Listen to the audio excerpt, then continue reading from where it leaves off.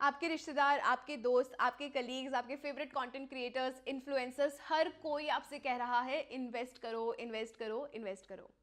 And I know it can get a little confusing.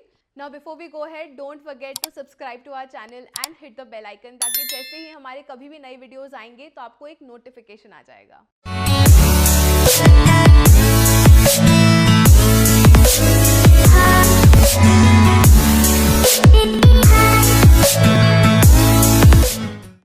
Hi, I'm Shruti Chaturvedi and you are watching Lakshmi Mantra, which is India's first ever financial literacy show जो बनाया जा रहा है खास करके महिलाओं के लिए and are for educational purposes only.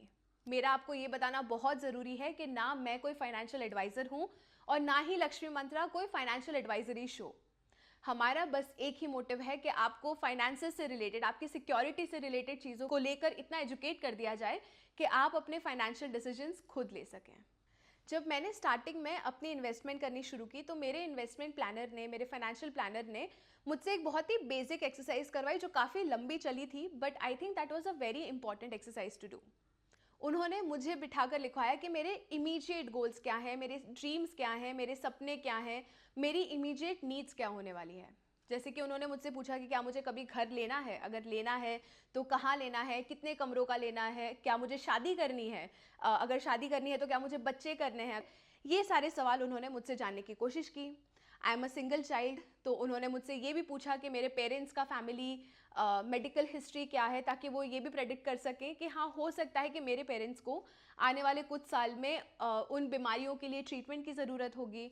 तो उन्होंने ये भी जानने की कोशिश की कि मेरे पेरेंट्स ने खुद की बीमारी के ट्रीटमेंट के लिए क्या क्या अरेंजमेंट्स किए हैं और क्या क्या अरेंजमेंट्स शायद से मुझे भी करने पड़ेंगे. Now this is the very first, very basic step of when you start to invest. आपकी नीड्स, आपके गोल्स, आपके सपने, ये सारी चीज़ें क्लियर होना. अब इतनी लंबी तो लोग यूजुअली प्लानिंग करते नहीं हैं. बेसिक चीज़ें जो हमें पता है कि हमें इन चीज़ों के लिए पैसों की ज़रूरत पड़ेगी, कितनी पड़ेगी, उस टाइम के इन्फ्लेशन के हिसाब से हमारे पास कितने पैसे होंगे, ये सब आपका ध्यान में होना बहुत ज़रूरी है. Now this part of the exercise is a very personal thing to do. जो मेरे लिए नीड्स है, हो सकता है वो आपके लिए नीड्स नहीं होंगे. So there is no one shoe fits all formula here. अब आपको आपकी उम्र और आपकी रिस्क एपेटाइट को ध्यान में रखते हुए डिसाइड करना होता है कि आपके लिए कौन सा फाइनेंशियल इंस्ट्रूमेंट बेस्ट है. आज के वीडियोस में हम कुछ इंस्ट्रूमेंट्स के बारे में बात करते हैं. जैसे कि पहला इंस्ट्रूमेंट है कैश. अब ये कैश आपके घर पर भी पड़ा हो सकता है या आपके बैंक अकाउंट में भी पड़ा हो सकता है. हमने पिछले कुछ एपिसोड्स में जैसे बात की थी कि पैसे रखे रखे कम हो जाते हैं because of inflation and because your money is not growing faster than how inflation is growing.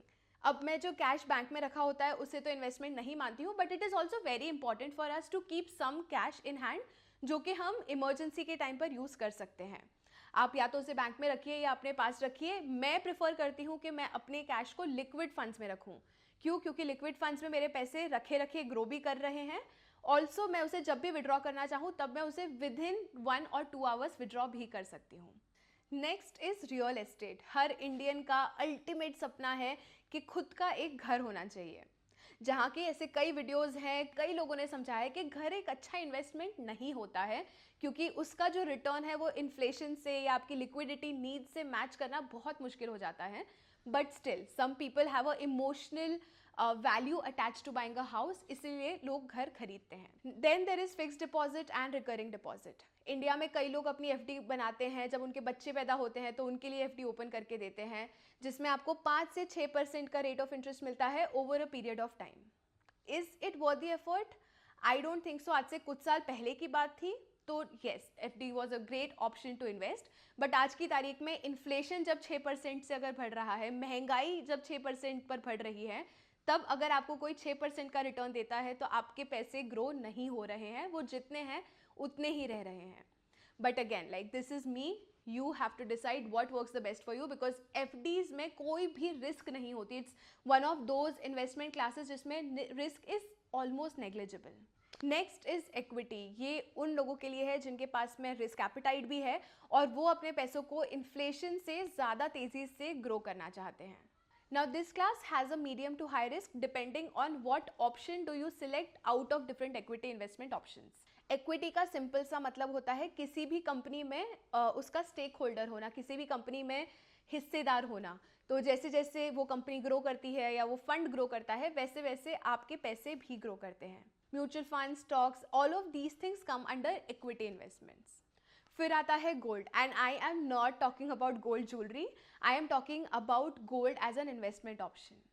आपको ये चीज़ हमेशा पता होनी चाहिए कि पेपर पर जो सोना होता है या डिजिटल जो सोना होता है, उसका रिटर्न आपके गले पर पहने हुए सोने से कई ज़्यादा होता है। गोल्ड इन्वेस्टमेंट के लिए आप ETFs खरीद सकते हैं, आप सॉवरेन गोल्ड बॉन्ड्स खरीद सकते हैं। Don't worry, we will make a separate episode on how to invest in gold, but अभी के लिए आई विल रिकमेंड कि आप एंजल वन के ऐप पर जाइए। वहाँ पर एक इन्वेस्टमेंट अपॉर्चुनिटी करके एक सेगमेंट है, जिसके नीचे आपको गोल्ड इन्वेस्टमेंट्स का एक सेक्शन दिखेगा।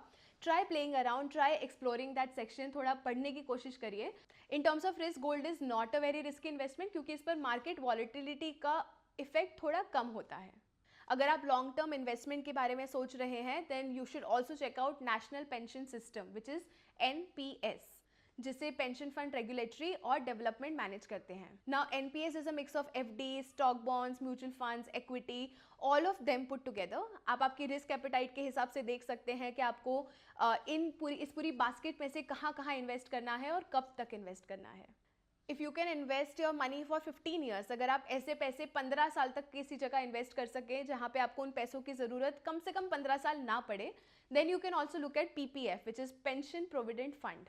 इस इन्वेस्टमेंट में आपको टैक्स फ्री कंपाउंडिंग का बेनिफिट मिलता है और आपके प्रिंसिपल और इंटरेस्ट दोनों पर आपको गवर्नमेंट की गारंटी मिलती है। इसलिए PPF is considered a very safe investment, not great returns but not very bad either. And then there are some wild investment options like crypto currency. अगर आप अभी अभी अपनी फाइनेंशियल जर्नी की शुरुआत कर रहे हैं, तो मैं आपको रिकमेंड नहीं करूंगी कि आप क्रिप्टो करेंसी में इन्वेस्ट करिए, because these can be a little risky, और आपको आपकी एपेटाइट के हिसाब से, आपकी रिस्क एपेटाइट के हिसाब से इन्वेस्टमेंट करना चाहिए। मैं क्रिप्टो करेंसी में ट्रेड करती हूँ, इन्वेस्ट करती हूँ, बिकॉज मुझे मज़ा आता है, and I only do it with money that I am okay losing. Crypto currency interesting तो है बट ऑल्सो वेरी रिस्की, क्योंकि ये अभी तक रेगुलेटेड नहीं है और इसका फ्यूचर काफ़ी अनप्रेडिक्टेबल है। सो हमने अभी अभी आपके 8 इन्वेस्टमेंट ऑप्शंस के बारे में जाना, और आज का टास्क आपका ये है, जो मेरे फाइनेंशियल एडवाइजर ने मुझे इन्वेस्टमेंट कराने से पहले करवाया था, जहाँ मुझे पेन पेपर पर मेरे अगले कुछ सालों की नीड्स, गोल्स और ड्रीम्स को लिखवाया था। तो सबसे पहले आपको लिखना है कि आपकी इमीडिएट नीड्स क्या होने वाले हैं, आपकी फैमिली के इमीडिएट नीड्स क्या होने वाले हैं, आपके ड्रीम्स क्या हैं, आपके गोल्स क्या हैं, और वहाँ तक पहुँचने के लिए आपको कितने पैसों की ज़रूरत कब पड़ने वाली है। और फिर हमने आज जो सारे ऑप्शंस डिस्कस किए, आप इन सारे ऑप्शंस के बारे में सोचिए, इनके बारे में थोड़ा रिसर्च करिए, और कमेंट सेक्शन में मुझे बताइए कि आपको क्या लगता है, आपके लिए कौन सा ऑप्शन कैटेगरी सबसे बेस्ट है। और अगर आपको आज का वीडियो हेल्पफुल लगा है तो प्लीज़ इसे शेयर करिए, and don't forget to subscribe to our YouTube channel, ताकि हर सैटरडे जब भी हमारा लक्ष्मी मंत्रा का वीडियो आएगा, आपको एक नोटिफिकेशन मिल जाएगा। I will meet you in the next episode of Lakshmi Mantra. Till then, you take care and stay safe.